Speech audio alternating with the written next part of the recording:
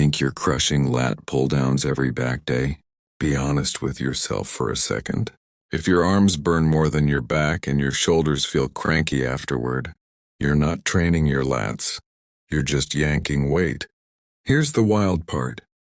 Most people who do lat pull-downs regularly never actually grow their lats. Not because they're weak, but because they're doing it wrong. In a way that looks right. Lat pull-down isn't just another machine exercise. It's the backbone of a wide, powerful upper body. Your lats are those big wing-like muscles that give you that V-taper look. They also help stabilize your spine, protect your shoulders, and make almost every pulling movement stronger.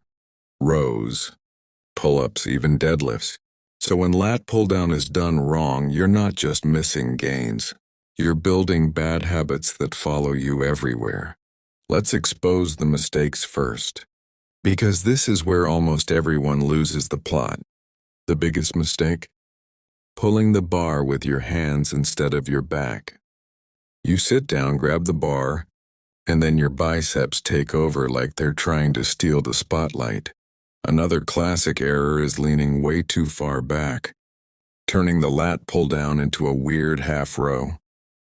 And then there's the ego lift, stacking plates so heavy that the bar barely moves and your shoulders creep up toward your ears.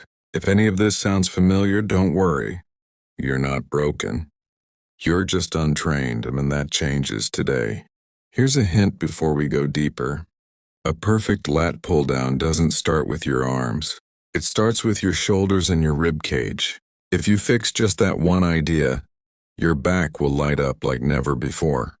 But hold on, and if you jump ahead without setting the foundation, it still won't work. So let's build this properly, layer by layer. Think of your body like a skyscraper. If the foundation is shaky, no fancy design on top will save it. Sit down and plant your feet flat on the floor, not dancing around. Lock your thighs under the pads, snug, not crushing. Now sit tall, chest proud, but don't overarch your lower back. Imagine a string pulling the top of your head upward.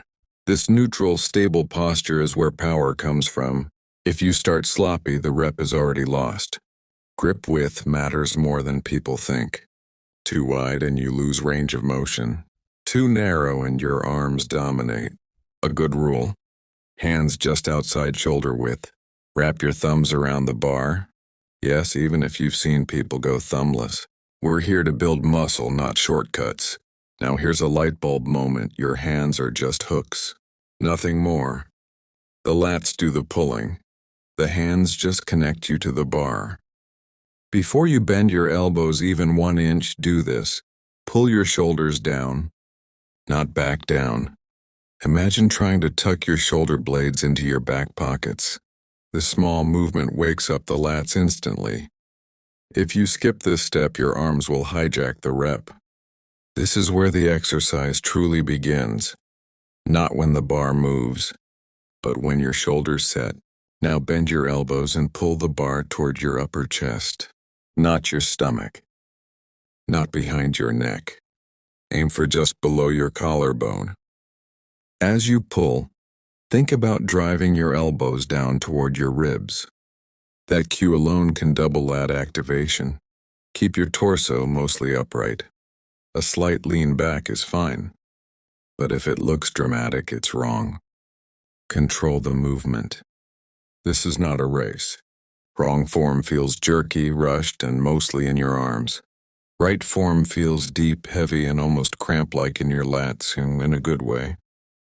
With bad form, the bar slams down and bounces up.